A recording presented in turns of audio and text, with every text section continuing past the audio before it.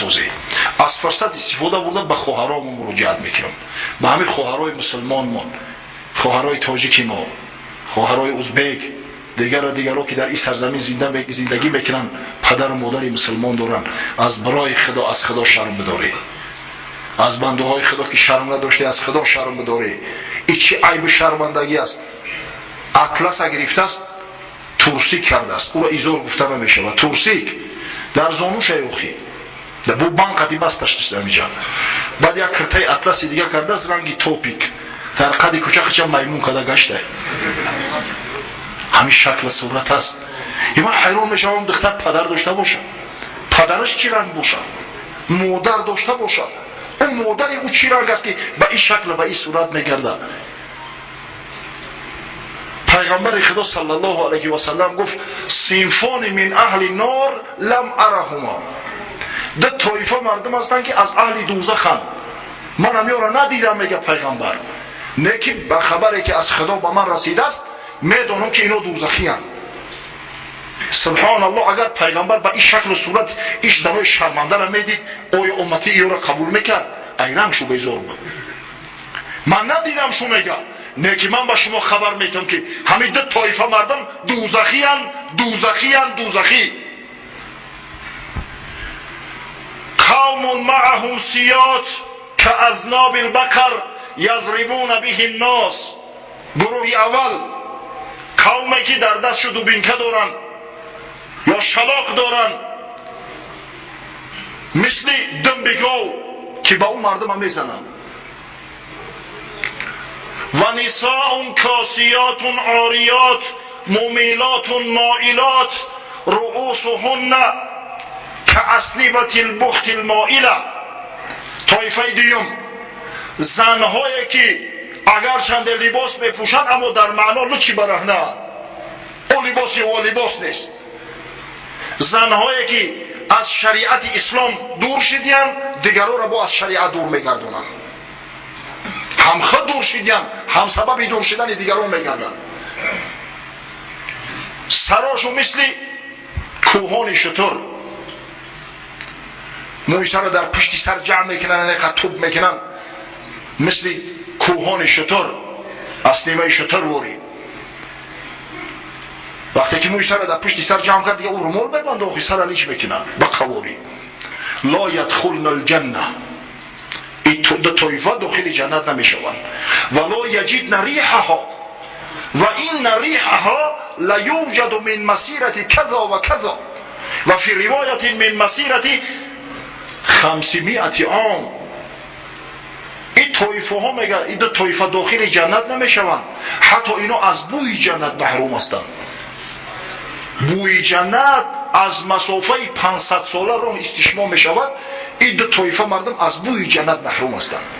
پس وقت بیایی خواهرای عزیز، آخه شرافت شما در عزت شما است، شرافت و آبروی شما در پوشیدن و استوره بدن شما است که یک از حرمت احترام تو میکنه. با این شکل صورت در کوچه میبروی که شما را احترام کنه، کی احترام تو کنه؟ بعضی جوانان شکایت میکنن که امروز جوانای ما بیادب شدیم، زنهای شودار هم گپ میپرتوین. ای که جا میفهمه که این باشه به این شکل صورت میگرده آخی در کوچه. از برای خدا هشتونه در سر تو بگیری ای مردم مسلمان. آخی ما میگیم ما عرف و عادت ملی داریم، ما تاجیک مسلمان هستیم، الله اقل ما عرف و عادت ملی خطونه رعایت کنیم. این چه حالی زار است؟ این چه حالی زار است؟ همین رومال با کی زیان کرده است؟ رومال حسن کی را کم کرده است؟ قسم به خدا برعکس است. یکی از سبب‌های آن که در اروپا در تهلکه غلطیدن در بعضی ممالک در جاهای جمعیتی دیگه سطر عورت منع میکنن، حجاب منع میکنن، آن است که دیدن که زنهای اروپا حتی مایل به سطر شدن. اوزن وقتی مستوره باشه ببینه چقدر شرافت آبرو داره، هر کس جرأت نمیکنه به پیشش نزدیک شود. پس آبروی شما، عزت شما، تمدن شما، کلتور شما در سطر عورت است. زنهای عزیز و پسرای مهربان، اگر کرده صاحب تمدن هستی، اگر نکرده یک مقلد هستی. این تقلیدش میمون هم کرده میتونه. برای تقلید کردن یگان عقل و فراست در کار نیست. شرق را از هم برد تقلید غرب، باید این اقوام را تنقید غرب. حضرت علامه اقبال لاهوری، شخصی که تعلیم اروپایی داره، شخصی که در اروپا خوانده است، ما شما را تحذیر میدم که شرق تقلید غرب از بین میبره، نست و نابود میکنه. قوت مغرب نه از چنگ و رباب، نه زی رقصی دختران به حجاب، نه زی سحری ساحران لالروست، نه زی عریان ساق و نه از قطع موست. قوت مغرب زوری اروپا و امریکا از سینتزاتر نیست، از گیتار نیست، از رقص او دخترای فاحشه نیم برهنه نیست، از کازینو و نشنای کلوبو نیست، از بریدن مو پچوسکا و سریلیچ کردن و کونیلیچ گشتن نیست. قوت مغرب از علم و فن است، از همین آتش چراغش روشن است. زوری اونو تواناییش و اقتصادی با قوتشو از علم و دانش ای. مدنیت در آموختن ای، در تعلیم ای. مدنیت در تقلید کرکرانه و میمونوار نیست. قوت مغرب از علم و فن است، از همین آتش چراغش روشن است. حکمت از قطع و برید جامه نیست، مانع علم و هنر عمامه نیست. هیچ وقت سلام مانع علم و هنر نمی شود. سر تلیچ کردی و موی سر تبریدی تو کلتوری نمی شوی. هیچ وقت مدنیتی تو، علمی تو، دانشی تو، فراستی تو در علم تای، در تمدن تای، در عقل فراست تای. ای جوانی عزیز، علم و فن رو ای جوانی شوخ و شنگ مغز می باید، نه تقلیدی فرنگ. برای علم و فن عقل در کار، مغز در کار، کوشش در کار. با تقلیدی فرنگ هیچ وقت صاحب علم و فن نمیشه. هیچ وقت. و روسو یک مثال دارد، میگن по одежке встречают, по уму провожают. اما لباس تا میبینن قبولت میکنن، بعد عقل تدیده با تو معامله و مناسبت میشود. میبینن لباس و سر لباس تا چی، بعد با عقل با تو معامله میشود. سالی 2001 بود، رحمتی پدرم بیمار بود، در همین شفاخانه میدگردوک 4 ایتاژ در خواب یکم. از دستش میگیرم میبرم پریویازش نی، پریویازکش میکنن میارم. زیاده از 2 ماه همراهش بودیم. جامعه دارم، ریش دارم. همجا یک چند جوان اخران آنکه محافظت میکنن. یک شخصی بزرگ دیگه در اونجا خواب بود اما شب روزا. بعد این اخرانیکو ای بیکاری را کراسورد حل میکنن. گزیتا گرفتیانه کراسورد حل میکنن. ما هم یک تاش نشستگی، ما هم در پهلو شیشتم منتظری پدر موقعی که ای ریانیماسیا میبره خطیش بریم. یک کسی دیگه سوال کرد که فلانی گفت این خیلی کلمه بوده است 5 حرف داشته است چی میشه؟ او گفت من یک جمله دونم. یک قشیشتم که دیدم بسیار همجا رست شدگی ای با گفتمش بیاد همی تا نگاه کرد با تعجب. بعد ورتیکال شد اکا حل کرده است، پرپندیکولار شد باید چکنه حرفی اولش یوف شد کو ایش چی میشیده باشه؟ گفتم میشینه ای خیلی میشه پریده جوش خشت داریش صدقه بوبیت ای که جمعه دونی. گفتم دودار جان بوبیت اونیورسیتeti دولتی تاجیکستان باری دانشگاه ملی است، با دیپلمی سرخ تمام کردگی ای. عجب مردمی. شما می تو گالستوک کسونو برو کنه بینه آدم هیچ حساب نمیکنید. اما دیگه ما در اما حجره خطی پدرم بدیم همه کراسوردوش هم میوردن در پیش ما حل میکردن. دانلو همجا چی میشیده باشه؟ از اما خاطر علم و فن رو ای جوانی شوخ و شنگ مغز میباید، نه تقلیدی فرنگ. اما شما تازه و آزاده باشید، خوشرو باشید، لباسای خوشرو پوشید. ولی یک چیز در مفکوره ما ششتگی خاصتا مردم پیشینا میگن ایچی تا آبازی های آبازی در یک هفته یک بار میشم. سبحان الله. یا تو باشد در دوره سویتی بندیدین بود، یک روزش هم روزی حمام بود، یا در عسکری یک روز بندیدین های. این بیچاره خیال میکنن که همین آدم باید در یک هفته یک بار آبازی کنه. هر روز آبازی کنه. اگر امکان داره در یک روز 5 بار آبازی کنه. باور کنید در همین گرمی من شرایط بیام همه هر باره که طهارت کردن لازم شود غسل میکنم. ای هم سلقین شای هم توزه و آزاده شای در این گرمی بدن آدم عرق میکنه. ببینید پیامبر صلی الله علیه و سلم چقدر با تازگی و آزادگی خوشبویی اعتبار میداد. در روز جمعه امر کرده است امت که غسل کرده و بعد بیایه نماز. اگر چند با وضو میشه و نماز خونده. چرا غسل؟ زیرا که همون چرکی بدن نابود شوه. وقتی که چرک در بدنت نباشه عرق هم که کنی بوی بد از بدنت خارج نمیشه تو چند مدت.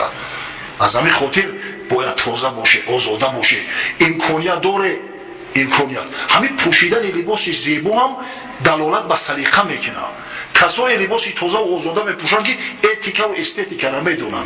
آخه شما جوانای عصر 21 پیغمبر خدا صلی الله علیه و سلم به امتش تاکید کرد احسنوا لباسکم و اصلحوا رحالکم. گفت بهترین لباس ها را پوشه، لباس خوب پوشه. حضرت امام اعظم ابو حنیفه بهترین لباس میپوشه، زیباترین لباس ها میپوشه.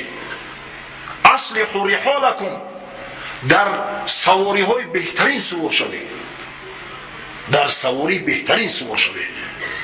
ان الله یحب ان یرى اثر نعمته علی عبده. خداوند دوست می‌داره که اثر نعمتش در بندش ببینه. 30-40 هزار دلار را در تای سر مونی و یا لباسی کندگی جیدن را بپوشی بگردی خدا را خوش نمیآید.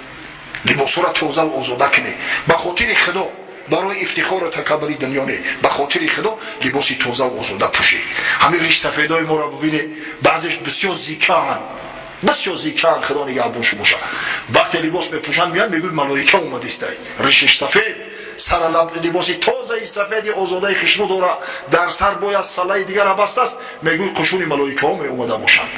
انا به همه تقلید کنه، خشو به حال شد. زبنای پسته استفاده بره. کسای زبنای پسته استفاده نمیکنه، از زبنای پسته بهتر مسواک باید داشته باشه، تازه و آزاده کنه، خطونه خشبو کنه. زیرا اسلام دینی پاکی و تازگی است.